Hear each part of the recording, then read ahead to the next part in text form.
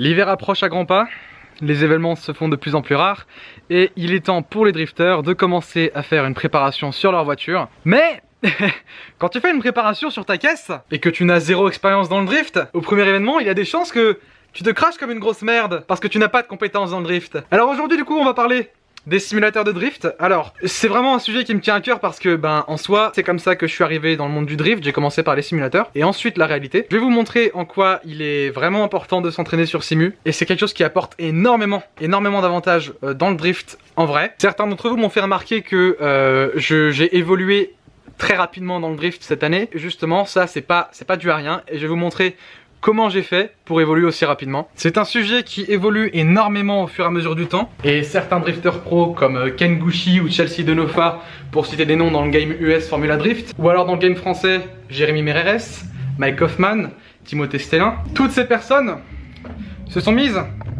à faire ça. Mais bonjour monsieur. Bonsoir.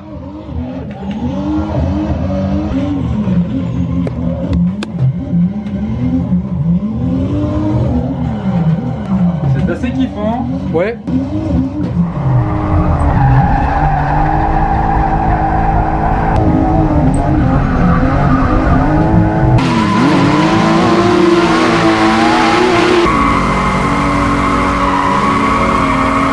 Bonjour Paul. Bonsoir. Ça va? Ça va et toi? Donc bienvenue dans ma chambre, chambre qui n'a pas évolué depuis mes 4 ans. Depuis mes 4 ans. 4 ans, 9 ans, 12 ans, 16 ans. Salut toi. Aujourd'hui mon petit Polo, on va parler des simulateurs de drift, sujet qui prend énormément d'ampleur depuis un certain temps, au point que justement il y a plein de drifters pros qui sont mis à faire du drift pour gagner en niveau. Et je vais vous expliquer quelques raisons pourquoi il vaut mieux commencer à faire du drift en simu pour ensuite en faire en vrai, et pas l'inverse. Comme toi Paul justement, hein, ça fait maintenant bientôt 300 heures je crois.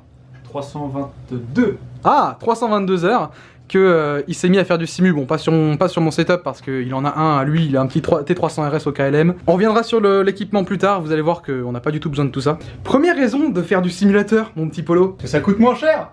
Oui. Allez salut. Si vous commencez en vrai, vous allez avoir à prendre une 36 318 compact, je pense que c'est la moins chère des drifteuses que vous pouvez trouver sur le marché. Probablement 500 à 1000 € de budget. Et bien évidemment, vous allez devoir la réparer avant d'aller sur l'événement parce qu'elle aura forcément un problème. Avec ça, vous en serez au bas mot à 1500-2000 € je pense, avant de faire votre première sortie. Et imaginez, vous faites votre première sortie et vous vous plantez, et ben il va falloir que vous redéboursiez la même somme, si vous n'êtes pas un château. Voilà, parce qu'il y a toujours les châteaux qui font de la revêtement drift, voilà, ils réussissent, blabla. Mais ça marche pas comme ça pour tout le monde. J'ai commencé là-dessus, j'ai fait 1300 heures là-dessus avant de commencer quoi que ce soit en vrai avec ma E36. Pour dire à quel point j'ai voulu gagner du niveau sur simulateur, essayer de comprendre les bases sur simulateur avant de commencer en vrai. On acquiert les réflexes là-dessus et on les applique en vrai. Et ça vous coûte largement moins cher. Ce que vous avez à prendre, si vous voulez commencer à faire du drift sur simulateur et bien vous entraîner, tout ce que vous avez à prendre, c'est un G27, ça coûte 100-150 € d'occasion. Le G27, c'est un volant à retour de force, comme le T500 RS, justement, je vais vous montrer un petit peu de gameplay après, mais il a du retour de force comme lui, il a 3 pédales, donc accélérateur, frein et embrayage. Ne prenez pas des volants qui tournent à 90 degrés et qui ont que des pédales, ça sert à rien. Le shifter il vient avec le G26 aussi, donc vous pourrez passer les vitesses avec l'embrayage, tout ça. Et vous aurez du retour de force et ça fera un peu comme en vrai. Un petit peu, ouais, avec le G27 c'est un petit peu, il faut que tu lui donnes quand même des petits coups comme une 36 d'origine, il faut que tu la lances. Il faut que vous ayez aussi un PC un petit peu performant, vous n'avez pas besoin d'un PC de guerre, pour faire tourner justement le jeu dont on va parler aujourd'hui. Je ne suis payé par aucune marque. On va parler du jeu Assetto Corsa qui est pour moi le jeu le plus réaliste. J'ai bientôt abordé les 3000 heures de jeu là-dessus, donc je pense savoir de quoi je parle. Bien évidemment, j'ai pas commencé avec tout ça, avec le T500 RS, avec le frein à main Fanatec, avec un HTC Vive, qui la réalité virtuelle, vous voyez, ça bouge comme ça avec l'écran. J'avais pas non plus 3 écrans. Il faut bien se dire que j'ai commencé avec un setup de base.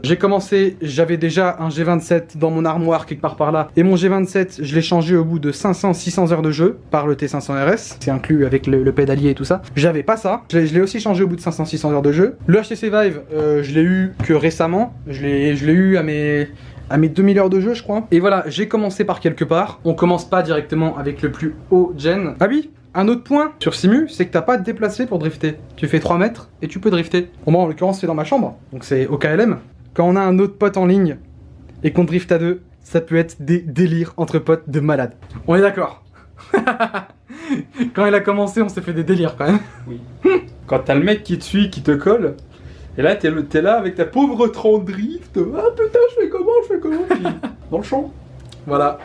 Tout le monde commence par ça. Hein. Moi, avant de commencer à comprendre le jeu, j'ai pris 30 heures à faire du drift. Des drifts un peu potables.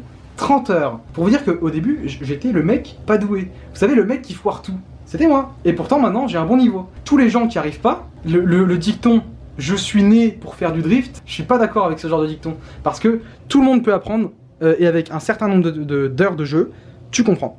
Et tu t'y fais. No pain, no gain, ma gueule. No pain, no gain, ma gueule. Ça prend vraiment beaucoup de temps avant de comprendre et de pouvoir lier le simulateur à la vraie vie. Et en fait, cette année, j'ai réussi à lier le simulateur à la vraie vie. Donc j'ai pu m'entraîner sur simulateur avec un setup très similaire à ma E36 pour faire comme si je driftais avec ma E36. Et c'est comme ça que j'ai pu gagner beaucoup de niveaux en peu de temps, en faisant peu d'événements. Et du coup, voilà. Alors hop, que je fasse ça. Bon, on va pas voir, mais là, il y a une voiture Street Cred nice. Bah écoutez, bon, on va faire un petit peu de run. Ce qu'on va faire, c'est que je vais aller sur l'anneau du Rhin avec le setup similaire à ma E36, parce que je suis déjà allé à l'anneau du Rhin. L'anneau du Rhin est sur Assetto Corsa. D'ailleurs, si des fois Assetto Corsa, vous aurez le lien dans la description vers sa page Steam. Vite fait, en ce qui concerne ceux qui jouent déjà à Assetto, franchement, pour débuter, vous n'avez pas besoin d'un setup. Le setup de base est déjà très bien. Donc du coup là, on est avec la R32 de chez Drift Workshop. Je vous mettrai tous les liens dans la description. Là du coup on est sur l'anneau du Rhin. C'est rigolo. Mais vous allez voir comment ça va réagir. C'est vraiment similaire à ce que j'ai fait à l'anneau du Rhin.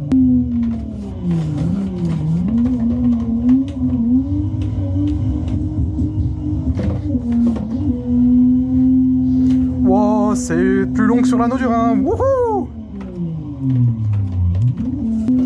Vous voyez, sur simulateur, on se permet de faire des choses qu'on se permettrait pas du tout en vrai. Wow, wow, oh, oh, oh, bonjour. C'est ce qu'on appelle se pousser à ses limites. Voilà ce qu'on peut se permettre de faire sur simulateur, qu'on se permettrait jamais de faire en vrai.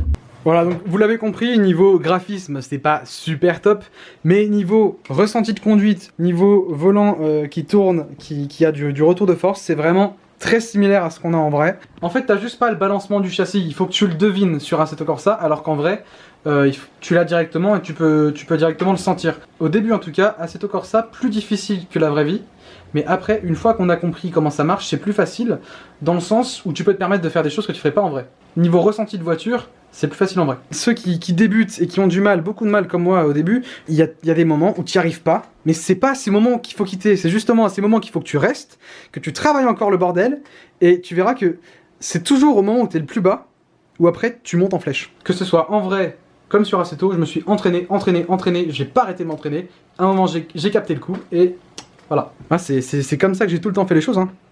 Les vidéos aussi, hein. T'en fais plein, tu fais des erreurs à la con, et t'apprends. Écoutez-moi ce son là. Non, arrête mec, le micro va saturer. Ah t'es malade, oh t'es malade, oh t'es malade.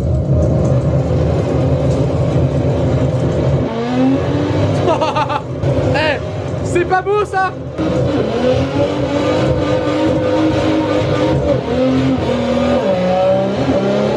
C'est pas du feeling ça. Ah, j'ai que ça à dire. Vous le voyez le côté fun, ça y est. La miniature que vous avez vue sur YouTube, c'est un cliché que j'ai pris il y a un an. C'était en décembre 2017, enfin du coup à peu près un an on va dire ça. Et c'est pour vous montrer que un setup, tu le construis, tu restes dessus, tu t'entraînes, et voilà.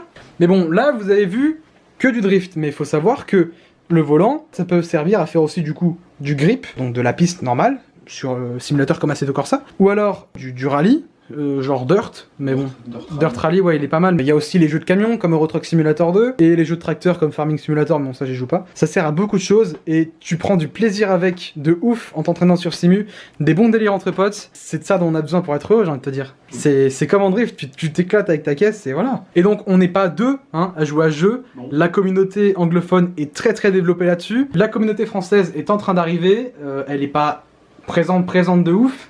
Mais elle est là, je vous linkerai dans la description une page Facebook, c'est Assetto Corsa Drift France. La communauté française sur Assetto est en train d'augmenter, de prendre de l'ampleur. C'est génial. De plus en plus de personnes sont en train de rejoindre les simulateurs. Je vous invite, que vous êtes sérieux envers un projet de drift, à vous mettre au simulateur. Ça vous aidera grandement à évoluer. Ça vous enlèvera du stress de la première fois en drift parce que vous en aurez déjà fait, mais sur simulateur. On acquiert très bien les bases sur simulateur. C'est déjà très bien. Et il faut y retourner régulièrement si vous voulez du niveau. Ah, un truc aussi. pour progresser pas mal.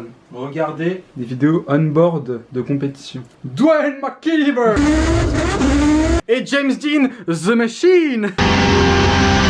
The Machine. Même le CFD, regardez, c'est Ouais. ultra intéressant. Si des fois vous aurez un Discord mis à disposition, ce sera mon Discord officiel. Il y a tous les liens des voitures que j'aime bien, des circuits que j'aime bien. Bah du coup Paul, Oui, on se retrouve sur Assetto. oui.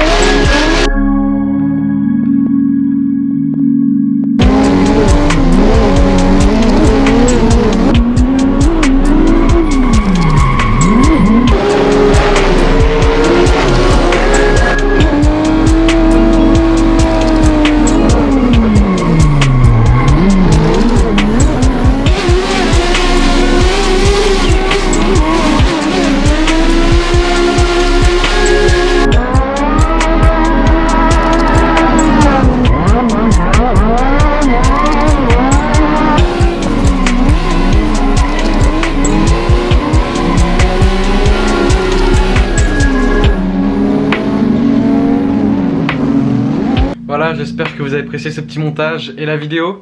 Ça faisait vachement longtemps que j'avais pas fait de montage sur la chaîne. Vous avez vu que sur Assetto Corsa, il y a vraiment plein de possibilités. Tu peux faire ce que tu veux avec n'importe quelle voiture, n'importe quel circuit. C'est quand même, tu peux aller avec une voiture de 200 chevaux comme une voiture de 1000 chevaux avec un kit d'angle ou pas. C'est phénoménal ce jeu. Du coup là maintenant vous savez comment est-ce que j'ai fait pour avoir du niveau en vrai. C'est lier le simulateur et la réalité pour vraiment progresser beaucoup plus vite. Donc voilà, pour petit rappel, le simulateur ça aide à évoluer à petit prix comparé à une vraie voiture. Et malgré le fait que ce soit un jeu, désolé les gens qui disent oh t'es trop geek, c'est quoi votre problème? Et malgré le fait que ce soit un jeu, c'est du fun en barre. Alors je suis pas du genre à mendier des likes et des abonnés, donc faites-le ou pas, je m'en fous. C'est la première et dernière fois que je le dirai. Sur ce, la puissance à partir à tous. Salut.